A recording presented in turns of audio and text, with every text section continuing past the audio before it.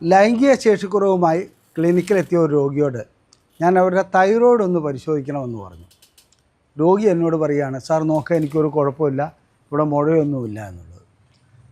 ജനങ്ങൾക്കൊരു തെറ്റിദ്ധാരണയുണ്ട്, തൈറോയ്ഡിൻ്റെ കുറവോ കൂടുതലോ ഒക്കെ ഉണ്ടാകുകയാണെങ്കിൽ തൈറോയ്ഡ് ഗ്രന്ഥി മുഴ വന്ന് വലിപ്പം വയ്ക്കുമെന്നുള്ളത്. ഇത് നമ്മൾ പണ്ട് പള്ളിക്കൂടത്തിൽ പഠിച്ച കാര്യമാണ്. അതായത് ആ ഗോയിറ്റർ എന്ന് പറയുന്ന ആ ഒരു അവസ്ഥയൊക്കെ ഉണ്ടല്ലോ, അതൊക്കെ ഇന്ന് വളരെ വളരെ അപൂർവമാണ്, ഇല്ല എന്ന് തന്നെ പറയാം.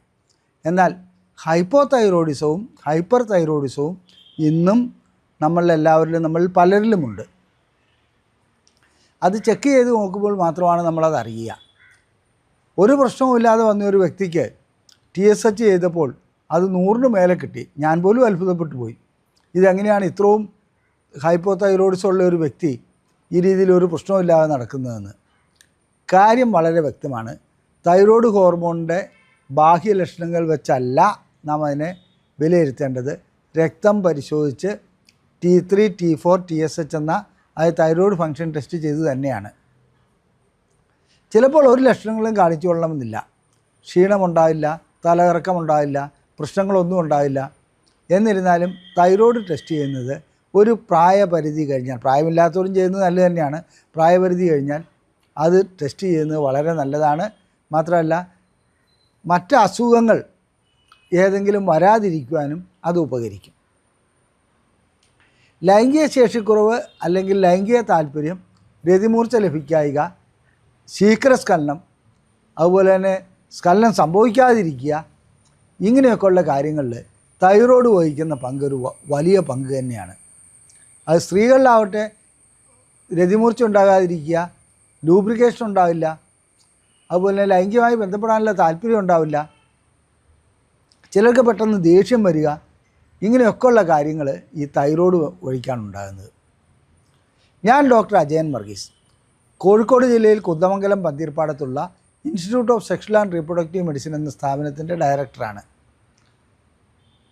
International association of sexual medicine practitioners modern medicine എന്ന അസോസിയേഷൻ്റെ അഖിലേന്ത്യാ ചെയർമാനുമാണ്.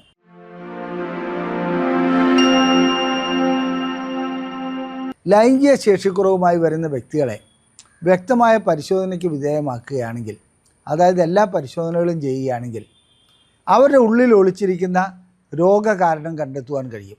ആ രോഗകാരണം ലൈംഗികതയുമായി നേരിട്ട് ബന്ധപ്പെട്ടതല്ലെങ്കിൽ കൂടി ഒരുപക്ഷെ ഹൃദ്രോഗമാകാം, പ്രോസ്റ്റേറ്റിൻ്റെ പ്രശ്നങ്ങളാകാം, പ്രമേഹമാകാം, ഞരമ്പിൻ്റെ പ്രശ്നങ്ങളാകാം, ഹോർമോണുകളുടെ പ്രശ്നങ്ങളാകാം.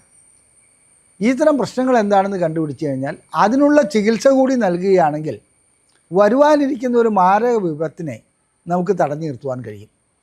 ലൈംഗിക ശേഷിക്കുറവെന്ന് പറയുന്ന ഒരു രോഗലക്ഷണം മാത്രമാണ്. ഐസ്ബർഗ് അതിൻ്റെ മുകളിൽ ഐസിൻ്റെ 10-9 ഭാഗവും താഴോട്ടാണ് കിടക്കുക, ഒരു ഭാഗം മാത്രമേ മുകളിൽ കിടക്കുകയുള്ളൂ. അത് മാത്രമേ നമ്മൾ കാണുന്നുള്ളൂ. നമ്മൾ കാണുന്നത് ലൈംഗിക ശേഷിക്കുറവ് മാത്രമാണ്, അല്ലെങ്കിൽ രതിമൂർച്ചയില്ലായ്മ മാത്രമാണ്, ഇല്ലെങ്കിൽ ബന്ധപ്പെടുമ്പോൾ യോനിയിലൊരു നനവുണ്ടാകുന്നില്ല. ഇത്തരം കാര്യങ്ങൾ മാത്രമാണ്. ഒളിച്ചിരിക്കുന്ന ഘടകങ്ങൾ പലതുമാകാം. ഇനി പുരുഷന്മാരിൽ തൈറോയ്ഡിൻ്റെ പ്രശ്നം കൊണ്ട് എന്തെല്ലാമാണ് ഉണ്ടാകുന്നതെന്ന് നോക്കാം. ഞാൻ നേരത്തെ സൂചിപ്പിച്ചു, ലൈംഗികമായിട്ടുള്ള താല്പര്യമില്ലാതെയാകും, ബലക്കുറവില്ലാതെയാകും,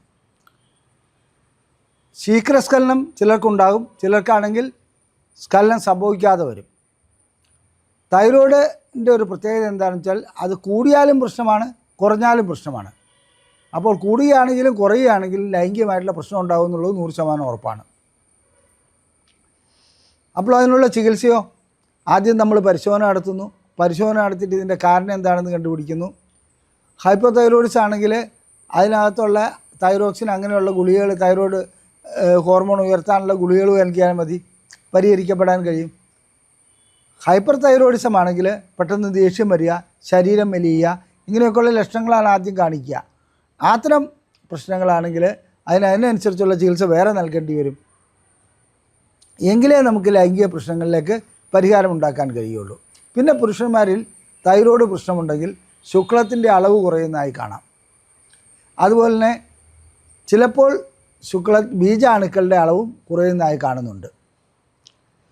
ഇങ്ങനെ ലൈംഗികമായിട്ടുള്ള കുട്ടികൾ ഉണ്ടാകാതെ വരിക, ഇത്തരം കാര്യങ്ങളിലൊക്കെ തൈറോയ്ഡ് വളരെ പ്രധാനപ്പെട്ട ഒരു ഹോർമോൺ തന്നെയാണ്.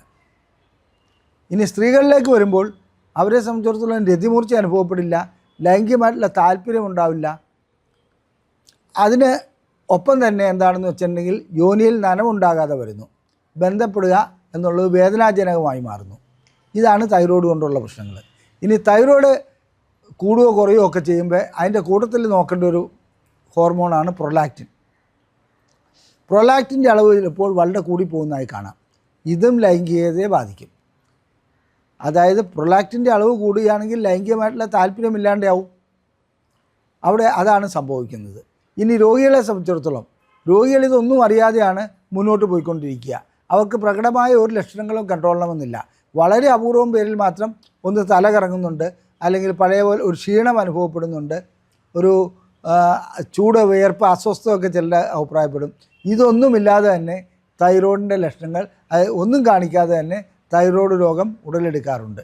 വന്ധ്യത ചികിത്സയ്ക്കെത്തുന്ന പല രോഗികളും അതായത് അവർ പറയുന്ന ഒരു കാര്യം, സാർ എത്ര ബന്ധപ്പെട്ടിട്ടും ശുക്ലം പുറത്തേക്ക് പോകുന്നില്ല എന്നുള്ളതാണ്.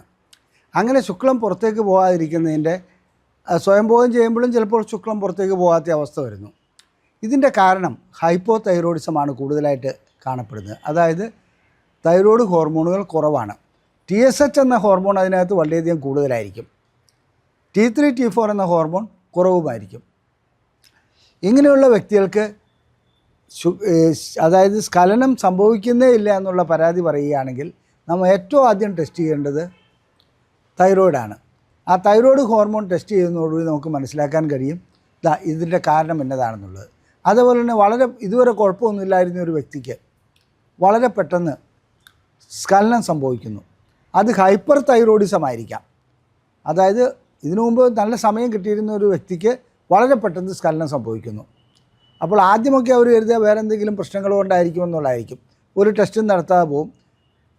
ചിലപ്പോൾ ഇറക്ടൈൽ ഡിസ്ഫങ്ഷൻ, അതായത് ശീഘ്രസ്ഖലനം ഉടലെടുക്കുന്നത് മറ്റൊരു രൂപത്തിലാകാം. അതായത് ലൈംഗിക ശേഷിക്കുറവ് ഉടലെടുക്കുന്നതോടുകൂടി ശീഘ്രസ്ഖലനവും ഉടലെടുക്കാറുണ്ട്. അതും ആകാം. എന്നിരുന്നാലും തൈറോയ്ഡാണോ ഇതിൻ്റെ യഥാർത്ഥ വില്ലൻ എന്നുള്ളത് നാം കണ്ടുപിടിക്കേണ്ടതുണ്ട്.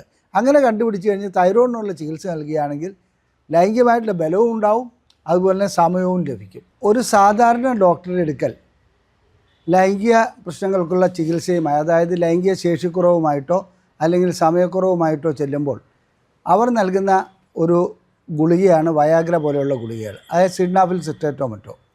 ഒരു പരിശോധനയും നടത്താതെ സിഡ്നാഫിൽ സിട്രേറ്റും മറ്റ് ഡോക്ടർമാർ നിർദ്ദേശിക്കുകയോ അല്ലെങ്കിൽ മെഡിക്കൽ ഷോപ്പിൽ പോയി കഴിക്കുകയോ ചെയ്യുന്ന വ്യക്തികളെ സംബന്ധിച്ചിടത്തോളം അവരുടെ യഥാർത്ഥ പ്രശ്നം തൈറോയ്ഡ് ആയിരിക്കാം. അവർക്ക് മറ്റ് അസുഖങ്ങൾ ഉടലെടുക്കാതിരിക്കുവാൻ അവരുടെ പരിശോധന നടത്തിയിരുന്നെങ്കിൽ അവരുടെ ലൈംഗിക പ്രശ്നങ്ങൾക്ക് സിഡ്നാഫിൽ കൊടുക്കാതെ അല്ലെങ്കിൽ സിഡ്നാഫിൽ കഴിക്കാതെ മുന്നോട്ട് പോവുകയായിരുന്നെങ്കിൽ, ആ പരിശോധന നടത്തി കാരണം കണ്ടുപിടിച്ചിട്ട് അതിനനുസരിച്ചുള്ള ചികിത്സ ചെയ്യുകയായിരുന്നെങ്കിൽ അവരുടെ അതായത് മാരകമായ മറ്റ് അസുഖങ്ങൾ വരുന്നതിൽ നിന്ന് അവരെ രക്ഷിക്കുവാൻ കഴിയും. നിങ്ങൾക്കറിയാമോ, തൈറോയ്ഡ് പ്രശ്നം ഉടലെടുത്തു കഴിഞ്ഞാൽ അത് നേരെ ഹാർട്ടിനെ ബാധിക്കാറുണ്ട്, മറ്റ് അവയവങ്ങളെ ബാധിക്കാറുണ്ട്, നമ്മുടെ ദഹന വ്യവസ്ഥയെ ബാധിക്കാറുണ്ട്. അതുകൊണ്ട് ലൈംഗികമായിട്ടുള്ള ശേഷിക്കുറവോ ലൈംഗികമായിട്ടുള്ള ശീഘ്രസ്ഖലനമോ അങ്ങനെ എന്തെങ്കിലും പ്രശ്നങ്ങൾ ഉടലെടുക്കുകയാണെങ്കിൽ ഒരു സെക്സോളജിസ്റ്റിനെ കണ്ട്, അതായത് മെഡിക്കൽ സെക്സോളജിസ്റ്റിനെ കണ്ട് ചികിത്സ നേടുന്നതാണ് അത്യുത്തമം. മറ്റ് ചികിത്സിക്കരുതെന്നല്ല ഞാൻ പറയുന്നത്, യഥാർത്ഥ കാരണം കണ്ടുപിടിച്ച് ചികിത്സിക്കുന്നതിലാണ് അതിൻ്റെ കാര്യം കിടക്കുന്നത്. അങ്ങനെ ചികിത്സിക്കുന്നതോടുകൂടി രണ്ട് രീതിയിലുള്ള ഗുണം ലഭിക്കുന്നു.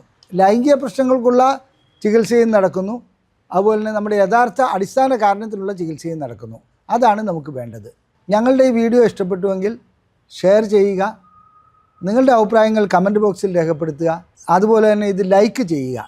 ലൈംഗിക പ്രശ്നങ്ങളെ സംബന്ധിച്ചിട്ടുള്ള വിവരങ്ങളടങ്ങിയ ബുക്ക്ലെറ്റുകൾ ഞങ്ങൾ സൗജന്യമായി പ്രസിദ്ധീകരിക്കുന്നുണ്ട്. PDF ഫോർമാറ്റിൽ അത് ലഭിക്കുവാൻ ഇവിടെ കാണിച്ചിരിക്കുന്ന നമ്പറിൽ ISRM എന്ന് ടൈപ്പ് ചെയ്ത് അയയ്ക്കുക. ഞങ്ങൾ നിങ്ങൾക്ക് അത്തരം ബുക്ക്ലെറ്റുകൾ സൗജന്യമായി അയച്ചു നൽകുന്നതാണ്. നിങ്ങൾക്ക് ചികിത്സ ആവശ്യമുണ്ടെങ്കിൽ ഈ കാണിച്ചിരിക്കുന്ന നമ്പറിൽ തന്നെ വിളിച്ച് ബുക്ക് ചെയ്യാവുന്നതുമാണ്. നന്ദി, നമസ്കാരം.